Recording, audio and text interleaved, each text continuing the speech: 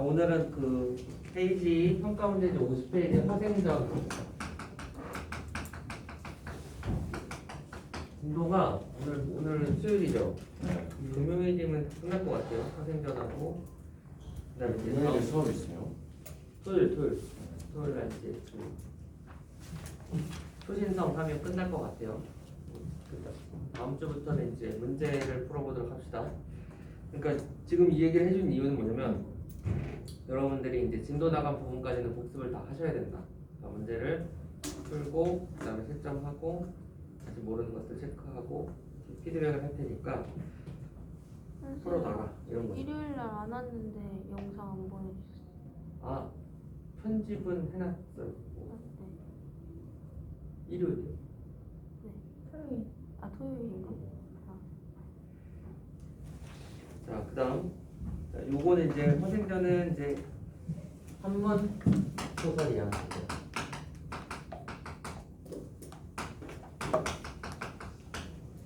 이거는 한글 소설이 아닙니다. 한글 소설이 아니에요. 한문 소설이에요.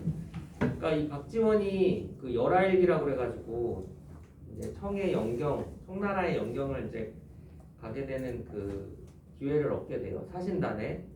그러니까 이제 박지원의 사촌이었던 박명원이 사신단에 가는데, 자 박지원한테 제안을 하죠. 견문을 넓힐 수 있는 조인 D인데 같이 가겠나 하고. 박지원이 이제 그 열하일기라는 그 연경에 갔었던 이야기 기행문을 쓰면서 그 안에 많은 이야기들을 이렇게 담았었어요. 그중에 이제 뭐 여러분들이 잘 아는 양반전이라든가 또는 이제 뭐 호질이라든가 또는 허생전 또는 예덕선생전 이런 것들이 그 열하일기 자체가 한문으로 쓰여져 있기 때문에 이 소설도 이제 한문으로 전해집니다. 그래서 자 50페이지 보시면 이제 비판적 이렇게 되어 있는데 비판적이고 이제 풍자적이다. 어떤 부분이 풍자적인지는 이따가 좀 설명을 할게. 이 당시 이 비판적 그러니까 앞에 생략된 게 있죠, 그렇죠? 사회 비판적입니다. 사회 비판. 당대 이제 그 연암 박지원이 그 살고 있었던 그 시대의 어떤 상황은 이 성리학에 대한 비판적인 그런 시선들이 점점 늘어나고 있을 때예요. 성리학. 그러니까 성리학이 뭐냐면 우주 만물 그리고 인간 또는 그 인간을 둘러싼 세계에 대한 성리, 성질과 이치 이런 것들 근본적인 성질과 이치에 대해 파악하자 뭐 이런 거야. 그러니까 굉장히 관념적이고 철학적이고 다소 난해한 학문이었지, 그치?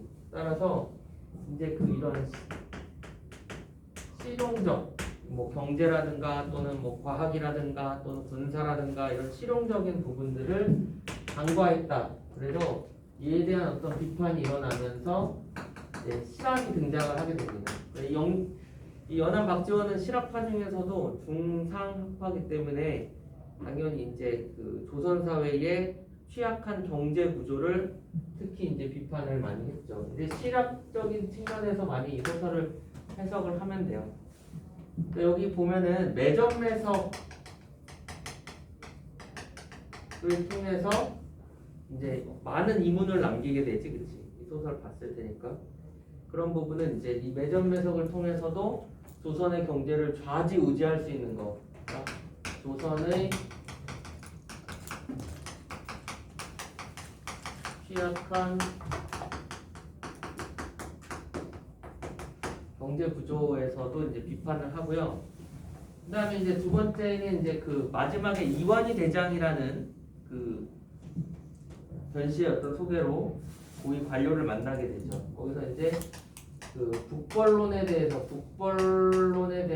이야기를 합니다. 좋다. 니네가 명에 대한 의리 때문에 청나라에게 복수를 해야 된다면 자 1, 2, 3, 4안을 해야 되지 않겠니? 라고 제안을 하게 됩니다. 근데 여기서 이 이완희 대장이 수용할 수 있는 것들이 거의 없죠. 이해되냐? 그러니까 북벌이라는 것은 결국은 성을 정벌하자는 그런 취지인데 성을 정벌하기 위한 어떤 대책이나 또는 대안 또는 대비 이런 것들이 전혀 현실적이지 못하다, 즉 비현실적이다라는 거, 그렇죠? 요거를 이제 비판하고 있는 거죠. 뭐 안에 구체적으로 들여다 보면은 이제 그 이 지배층의 어떤 무능함, 그리고 이제 명분만 있고 결국은 이제 실천은 하지 못하는 지배층의 어떤 이런 무능함도 비판하고 있고. 그러니까 이제 실학자 박지원의 시선에서 봤을 때 조선 사회의 아주 취약한 이런 여러 다양한 모순들을 이 소설에 이렇게 담아 놓았습니다. 그리고 이제 그 섬나라, 그렇죠? 섬에 가서 이제 도둑들을 데리고 농사를 지어가면서 무역을 해가면서 막대한 부를 차지하죠, 그렇죠? 이 섬은 바로 이제 조선의 어떤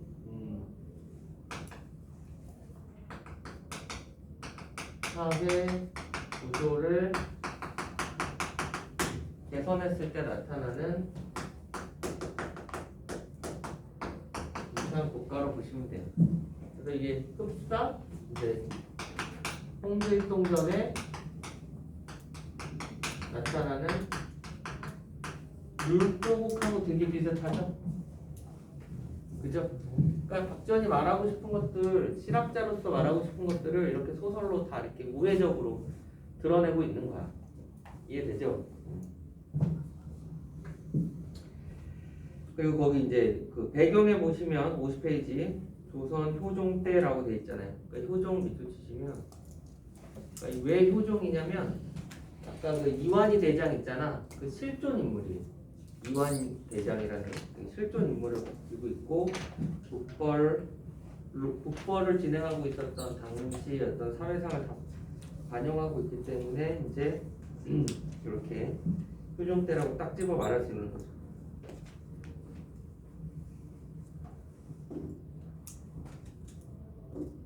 자, 주제 사대부의 무능과 허위 의식을 비판했다. 오늘 조선의 어떤 다양한 사회 구조의 모순을 지적을 했다. 특징, 허생의 행적을 중심으로 순차적으로 정리했다. 자, 순차적 밑줄 치세요.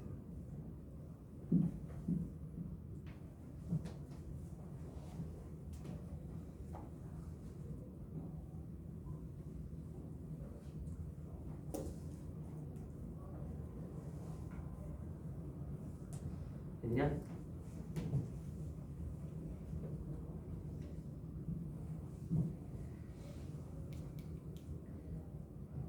실학사상을 바탕으로 당대 조선사회의 어떤 폐단을 비판하기도 했다.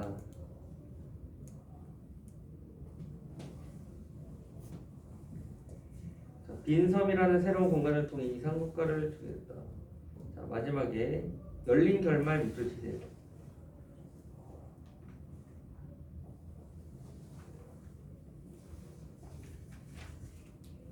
이제 열린 결말 배웠니?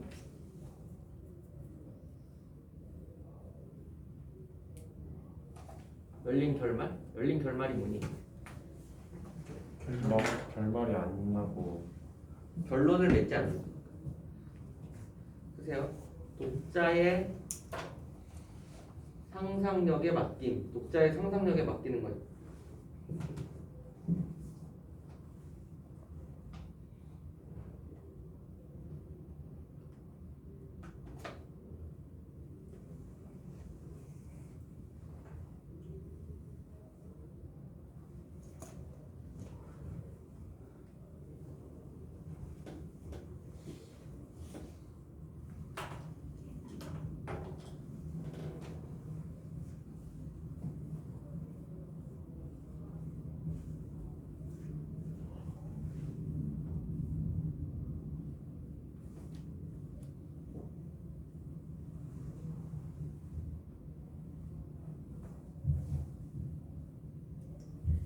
자, 그 다음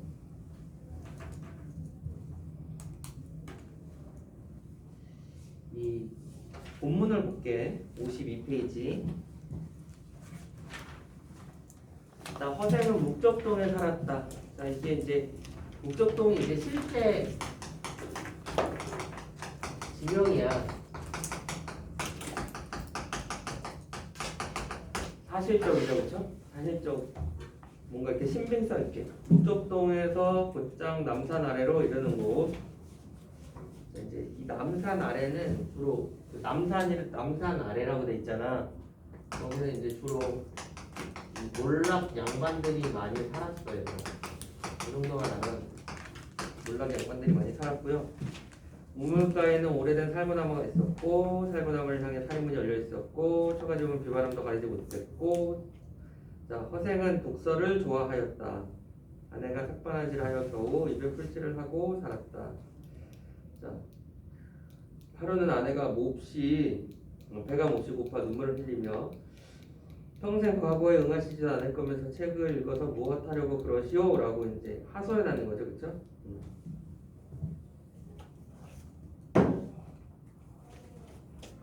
아내의 입장에서는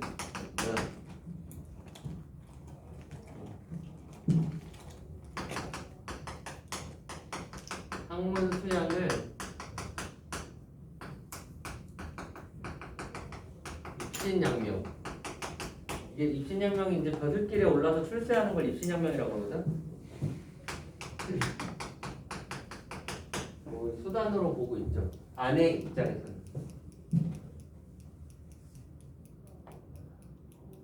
허허. 선생님 웃으며 말했다. 내가 책을 읽은 거지 아직 미숙해서 그렇다고 이렇게. 그럼 장인바치리라도 하지 그러시오 이렇게. 장인바치는 이제 수공업 이렇게 기술을 가지고 있는 수공업자를 말하는 거고 장인바치는 배우지 못하였으니 어찌하란 말인가. 그럼 장사가 있지 않습니까? 장사야 본디 미천이 있는 법인데 어찌하란 말인가. 그러니까 지금 아내가 장인바치라도 해라 또는 장사라도 해라 이렇게 말하고 있는 거 보니까 당대 이제 신분제의 동요 이걸 알 수 있죠. 당대에는 신분제의 어떤 동요를 알 수 있다.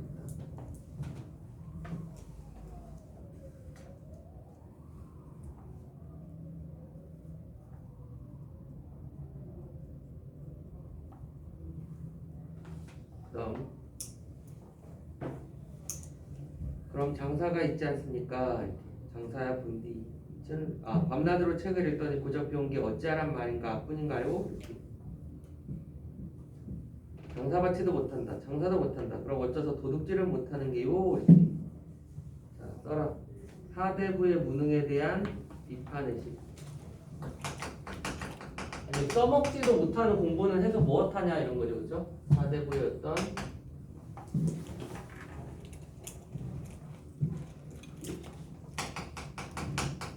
무능에 대한 비판의식. 이거 지금 아내의 말이지만 아내 뒤에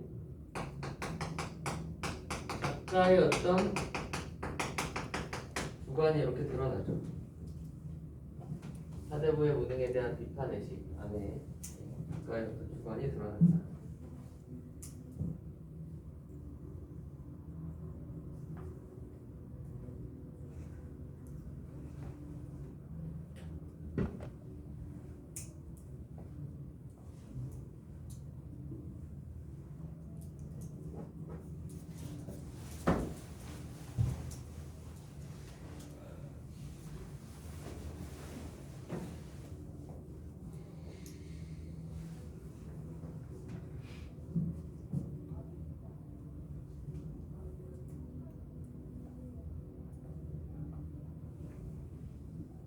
애석하도다. 내 본래 책 읽기를 10년을 계약을 했더니 이제 7년 만에 그만 접어야 한다니 하고 문을 나가버리고 왔대. 그 52페이지 밑에 보면 허생이랑 아내랑 그 학문에 대한 어떤 다른 인식들 있지? 그거 좀 바라보시고. 허생은 이제 학문 수양이 자신의 어떤 그 인격을 수양하기 위한 수단이고 아내는 이제 입신양명을 위한 수단이겠죠. 자, 허생은 평소 알고 지낸 사람도 없고 해서 곧바로 이제 번화한 운종가. 자, 운종가가 이제 그 종로 내거리를 말하는 거지. 사람들에게 물었다. 한양에서 가장 부자가 누굽니까? 그랬더니 변씨라고 말해준 사람이 있어서 허생은 그 집을 찾아갔다. 허생은 변씨를 만나 길게 하고는 인사하는 거야. 공손하게. 내가 집이 가난하여 조그마한 것을 시험을 해보려는 것이니 그대에게 돈 만금을 좀 빌릴까 하오. 만냥을 좀 빌릴까 하오.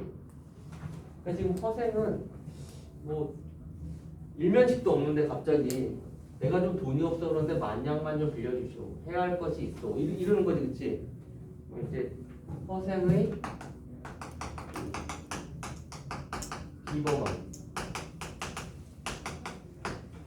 그리고 달라도 뭐 좀 달라, 그치?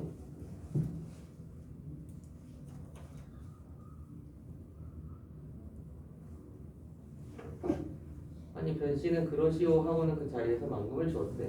또 역시 변씨의 비범함. 허생은 고맙다는 인사도 하지 않고 나가버렸다. 당당함. 얘는 당당하죠, 되게. 변씨의 자제들과 또는 이제 그 집에 와 있던 손님들이 허생의 몰골을 보니 이건 영락없는 비렁뱅이였다. 야, 여기 허리를 두른 실띠는 술이 빠졌고 가시의 뒤축은 자빠졌고 갓은 또 찌그러졌고 막 도포는 또 그을려가지고 행색이 또 깨재재하고 코에서는 맑은 콧물이 또 줄줄 흐르고 막 이 부분 있지? 묶어서 써라. 외양묘사다. 허생의 외양묘사.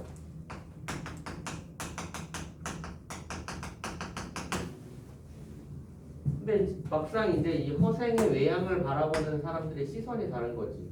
뭐야? 변씨와 변씨의 식구들. 변씨는 이 외양보다는 어때? 외양 안 봐. 그 사람의 어떤 내면을 먼저 우선 보죠. 식구들은 이걸 보고 이걸 안 본다. 그냥 안 보는 게 아니라 볼 줄 모르는 거겠지, 그치? 그래서 허생도 이제 비범하지만 변씨의 어떤 배짱도 비범하다.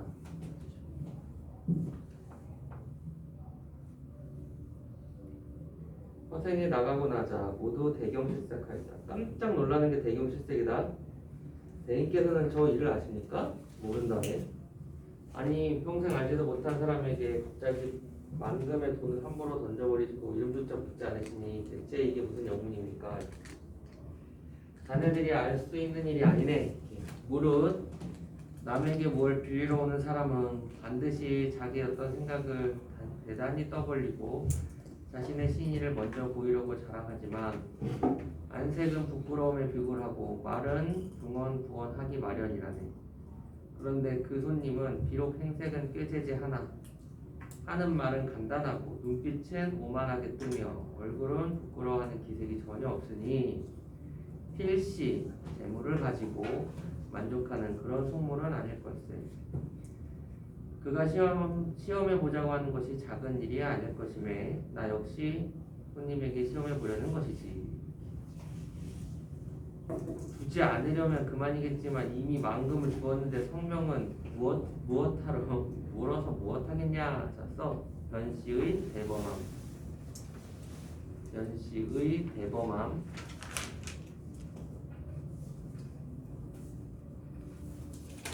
드디어 만금을 빌린 허생은 다시 집에 돌아가지 않고 경기도 안성에 내려가 거기에 머물러 거처를 마련했다. 안성 지방이 경기도와 충청도의 경계이고 삼남의 어떤 길목이 된다고 생각하였기 때문입니다. 삼남의 어떤 길목이라는 것은 여기 안성이 여기 이제 충청도하고 경기도를 이어주고 또 강원도와 또 여기 이제 경상북도 이어주는 딱 그 공간이거든. 이런 어떤 그 경제적 요충지라고 할 수 있죠. 그러니까 여기에서 가격을 좌지우지하는 거야. 전국의 물가를 여기서. 여기 가서 대추, 밤, 배, 석류, 귤, 유자, 과일들을 모두 시세 곡절 가격으로 다 사들였대. 자, 이걸 뭐라 그래? 매점 배석이라고. 그러니까 이제 글만 읽는 선비였지만 결국 이 허생이 굉장히 이제 좀 이렇게 예지력이 있죠. 딱 보고 여기는 안성의 물가는 전국의 물가다. 여기가 그리고 여기에서 매점 매석을 해버리면 다른 지역에서 도는 과일들의 문제가 있을 것이다. 뭐 이렇게 딱 찝은 거죠. 여기. 허생이 과일을 사재기 하는 바람에 나라 안에는 연회나 제사를 지낼 수 없었다. 얼마가 지나자 허생에게 국절 가격으로 팔았던 장사시들이 오히려 10배 가격으로 나가게 되었다. 허생은 한숨을 쉬며 탄식하였다. 겨우 만금으로 한 나라를 휘청하게 만들었으니 나라의 경제 규모가 짐작할 만하다. 그래서 이 조선의 취약한 경제 구조.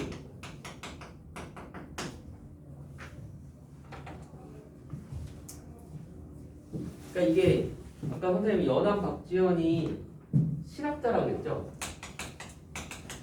무슨 파? 기억나니? 무슨 파? 공상학파.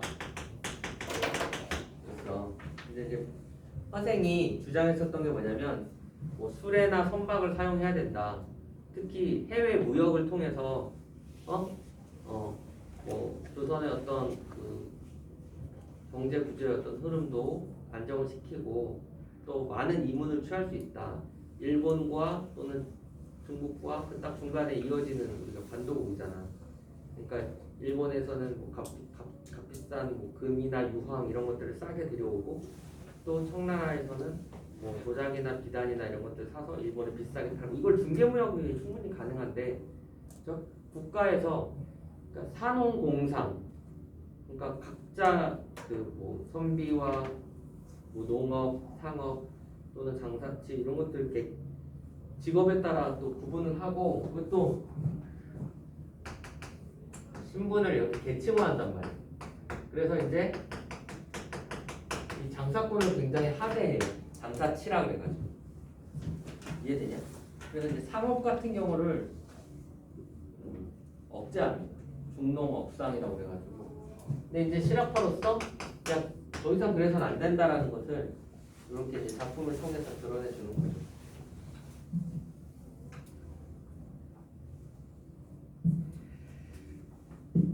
허생은 다시 칼, 호미, 배, 명주, 솜 이렇게 가지고 제주도 들어가서 그곳의 말총을 다 거두어 들였다. 몇 해가 지나면 나라 사람들이 머리를 싸매지 못할 것이다.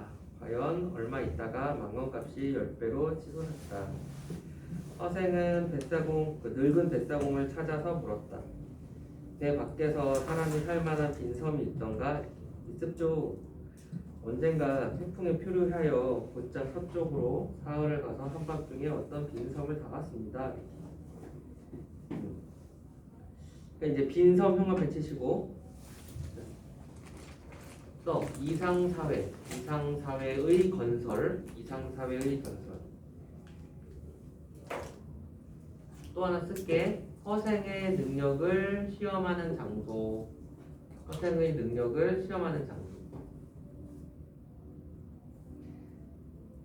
언젠가 태풍에 표류하여 곧장 서쪽으로 사흘 가서 한밤중에 어떤 빈섬에 닿았는데 중국의 사문과 일본의 장기도 중간쯤 어디가 될 거예요.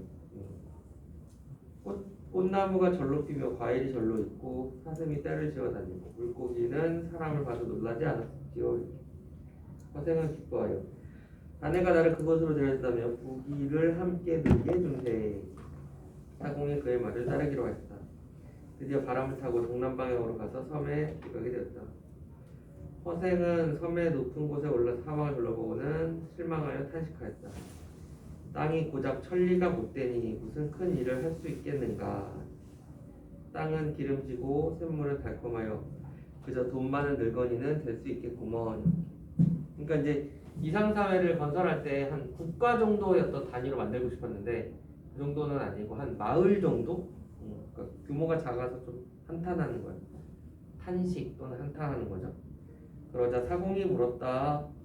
빈 섬에 사람이라고 없는데 도대체 누구와 함께 산다는 말이죠? 이렇게. 덕만 있으면 사람이란 절로 보이게 마련이네. 이게 이제 논어에 있는 말이야. 덕 불고 필유린이라 그래가지고 이제 그 덕이 있으면 사람이 모인다. 덕이 없을까를 걱정해야지. 어찌 사람이 없음을 근심하겠는가. 그때 전라도 변산반도 도적대 수천이 오글거리고 있었다. 근데 이제 도적대 밑을 쳐볼래?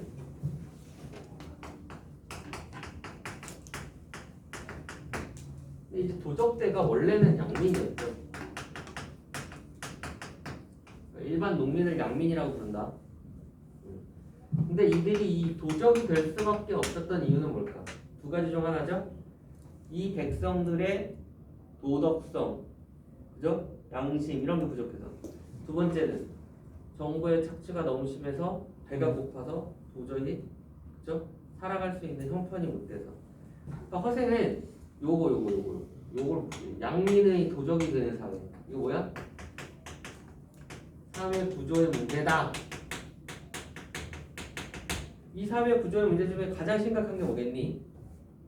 바로 탐과 놀이들의 그 수탈이다. 탐과 놀이들의 수탈.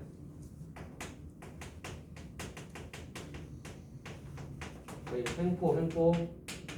얘네들 때문에 멀쩡한 양민이 저희가 되는 거죠.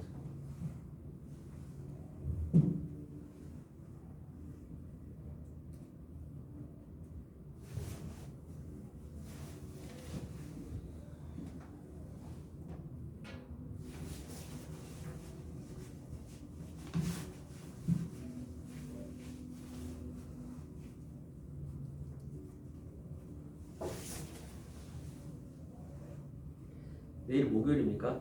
네. 자, 이습조 언젠가 태평이 표류해서 곧장 서쪽으로 사흘을 가서 한밤중에 어떤 빈섬에 닿았습니다. 아니 무슨 왜 읽었죠? 미안합니다. 자, 그 지방의 고을과 군에서 군졸들을 체포하라고 했다. 잡을 수 없었다. 도적대도 감히 나돌아다니며 노력질을 함부로 할 수 없어서 굶주림에 허덕이고 있었다. 허생이 그 도적의 소굴로 들어가 괴수를 달랬다. 자, 써 허생의 대범한 모습. 허생의 대범한 모습.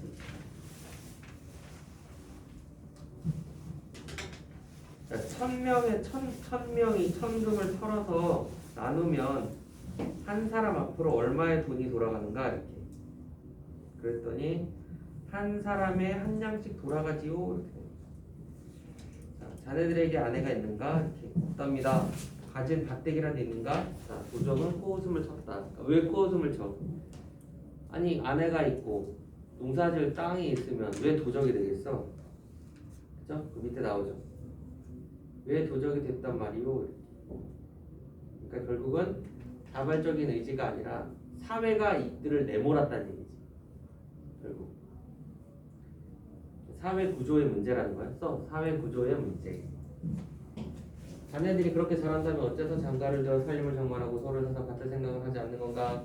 그리하면 살아서 도둑놈이란 이름도 없을 것이고 집에 살면서 부부의 어떤 즐거움도 있을 거며 나돌아다니며 간에 붙잡힐 염려도 없을 텐데 어찌 그런 생활을 원하지 않았겠습니까? 다만 돈이 없어서 못하고 있을 뿐입니다. 허생이 말했다. 돈을 주겠죠? 명색의 도둑질하는 도둑놈이라 어찌 돈이 없는 것에 걱정을 다 하노? 내가 자네들을 위해 돈을 마련해 줄 것이네. 내일 바닷가를 바라보게나. 바람에 붉은 깃발이 펄럭이는 배가 모두 돈을 실은 배이니 어디 자네들 마음껏 한번 가져가 보게. 허생은 도둑들과 약조를 하고 떠나자 모두 미친놈이라고 했다. 다음 날이 되어 바닷가에 돈 30만 양을 싣고 나타나자 모두 크게 놀라 허생에게 줄을 지어 절을 하였다. 오직 장군의 명령대로 따르겠습니다. 그리하여 도적들이 돈을 짊어졌으나 한 사람마다 고작 100금을 넘지 못하였다.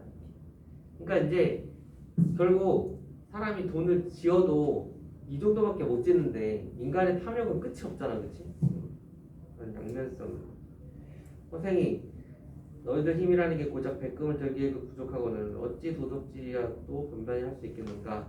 너희들은 비록 풍민이 되려고 해도 이미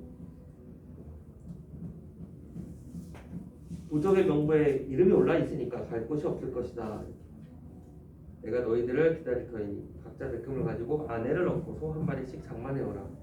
자, 그러니까 이제 도적들한테 아내와 소를 구해와라. 어디로 데려가려고? 섬으로 데려가려고. 근데 이 소는 왜 데리고 온 거야? 농사를 농사 때문에 그런 거죠. 너들 모두 좋다고 생각했다. 그동안 선생은 2,000명이 한 해 동안 먹을 양식을 장만하여 그들을 기다렸다. 도적들이 기한한 날짜에 모두 도착해서 뒤에 서진 사람이 하나도 없었다. 드디어 모두 배에 싣고 빈 섬으로 들어갔다. 허생이 도적을 모두 쓸어가자 나라 안에는 도적 걱정이 없었다. 자, 써라. 허생의 비범한 능력.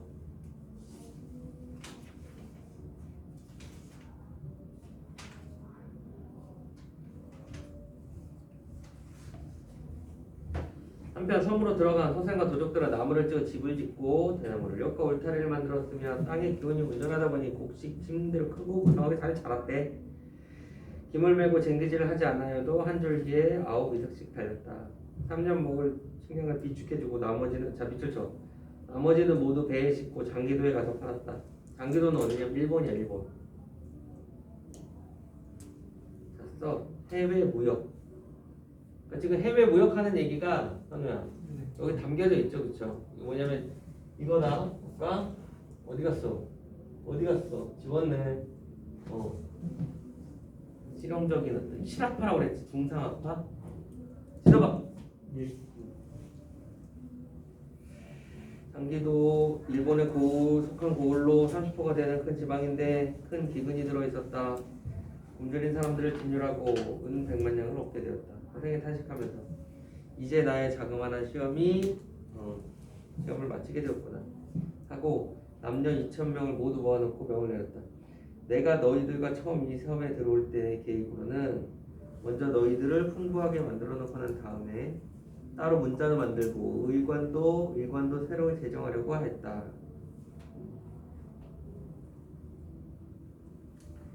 그런데 여기 땅이 좁고 내 덕이 얇으니 나는 이제 떠나련다. 아이가 태어나 숟가락을 잡게 되면 오른손으로 가르치고 하루라도 나이가 먼저 많은 사람이 먼저 먹도록 양보하여라. 이게 장유유서죠? 뜻이에요. 장유유서. 연장자에게 먼저 배려해주는 게 장유유서. 그 다음에 숟가락 잡게 되면 오른쪽에 뭐 잡게 하고 뭐 장유유서 이런 거 실천해 라고 하는 게 자, 요거 최소한의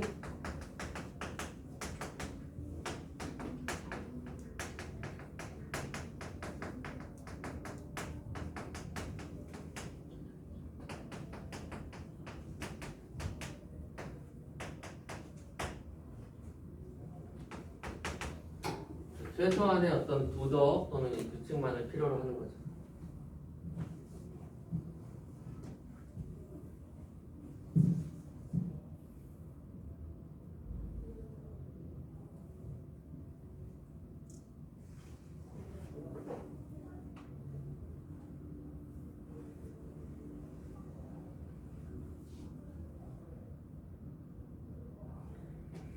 그러고는 다른 배를 모두 불살라버리고 자, 써. 외부와의 단절.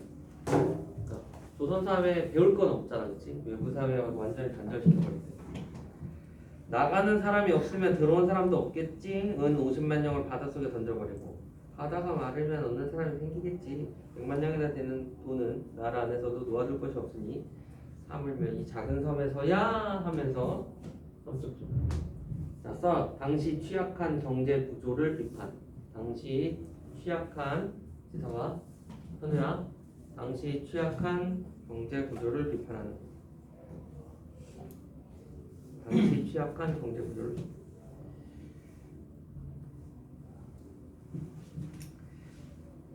자, 그다음 글 아는 사람 모두 배에 실어서 함께 빠져나왔대. 글 아는 사람 네모치세요. 그러니까 지식인이죠, 지식인. 다시 말하면 글 아는 사람. 그러니까 이제 지식이 곧 뭐가 되는 거냐? 권력이 되는 사회를 경험했지. 조선 사회가. 지식이 권력을 이루기 위한 수단이 되잖아. 수단이. 이거를 없애고 싶었던 거. 그러니까 한글이 만들어지고 난 다음에도 계속 왜 한자를 쓰겠냐고. 우리는 사대부다라는 어떤 계층적인 차별성 또는 우월성 이런 것 때문인 거잖아.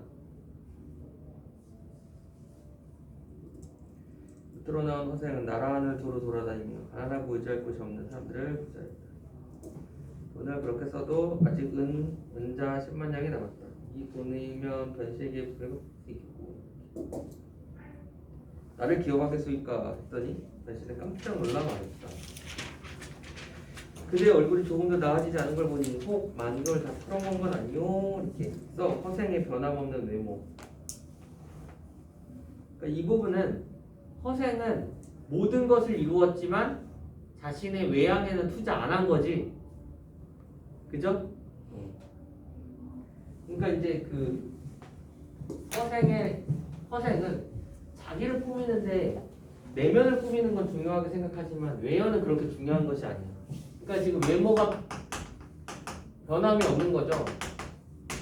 얘들아, 자, 이 외모 자체가 변함이 없는 거지. 이거는 이제 허생에게는 정신과 또는 외연, 겉모습이 있다면 이게 더 중요하다라는 거지. 됐어요? 허생은 웃으며 말했다. 재물을 가지고 얼굴이 번드르르 해지는 일이야. 당신 같은 장사치들이 그 일일 뿐이야. 만금이란 돈이 어찌 사람의 돌을 살찌우게 하겠소. 써라. 안분지족. 난 물질보다 정신이 더 중요해 이거죠. 그죠? 물질보다 정신.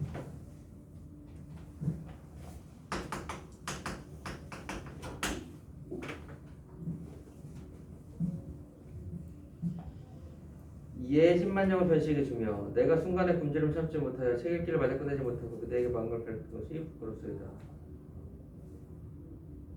변시는 깜짝 놀라서 아니 10만 냥을 다 받을 수 없다고 사양하자 10분의 1만 이자로 쳐받겠노라고 하였다. 그랬더니 이 허생이 당신 어째서 나를 장사꾼 취급하려는 걸고 옷을 뿌리치고는 확 나가버렸다. 야, 써라. 작가 의식의 한계. 작가도 양반이다 보니까 양반으로서의 일단 지켜야 될 권위나 이런 것들이 이렇게 은연중에 나오는 거야. 차별 의식들이. 작가 의식의 한계.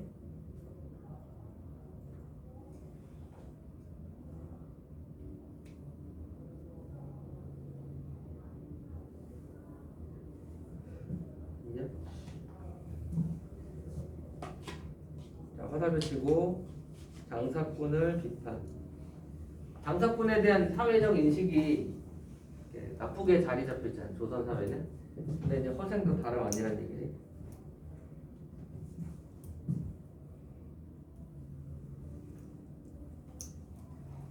하고는 옷자락을 확 뿌리치고는 가버렸대.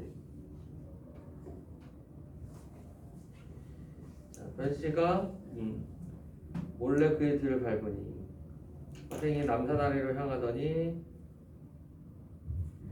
작은 오두막집 들어가는 것이 멀리 보였다. 한 늙은 할미가 우물가에 빨래를 하고 있기에 변씨는 가서 물어봤다. 여기 보이는 오두막이 누구의 집이오? 네, 허생원 댁입니다. 가난한 형편에 글 읽기를 좋아했는데 오늘 아침에 훌쩍 나가보더니 돌아오지 않은 지 벌써 5년이 됩니다. 부인이 혼자 집에 앉아 있으면서 허생원은 집 나간 날짜에 제사를 지낸답니다. 자, 이게 집 나간 이후에 그 허생의 집의 어떤 이야기를 요약적으로 진술해주고 있지, 그치? 여기. 변씨는 그제서야 그의 성씨가 허씨라는 것을 알고 산식해 돌아왔다. 변씨는 허생에게 받은 그 은자를 모두 가지고 가서 그에게 돌려주었다. 허생은 사양했다. 야, 내가 부자가 되려고 했다면 100만 금을 버리고 이까지 10만 냥을 취하려고 했겠냐? 이렇게. 내가 지금부터는 그대의 도움을 받아가며 살아갈 것이니 그대가 나를 자주 들여다보고 먹는 입을 따져서 양식을 보내주고 몸을 헤아려 옷감이나 뭐 이런 것들을 보내주고요. 한평생 그렇게 살아간다면 충분할 것이니 어찌 재물로 정신을 괴롭히겠소? 이렇게 짰어. 안분지족. 안분지족. 가난한 것은 부끄러운 게 아니야. 내가 편안하고 만족하면 되는 거야. 안분지족. 요거 평생 그렇게 살아간다면 충분할 거니, 그러니까 나는 밥이나 있고 양식이나 있고 입으로 옷만 있으면 된다 이거야. 어찌 재물로 정신을 괴롭히겠냐. 안분지족. 이거는 빈디무원. 빈디무원. 가난해도 나는 바라는 것이 없다.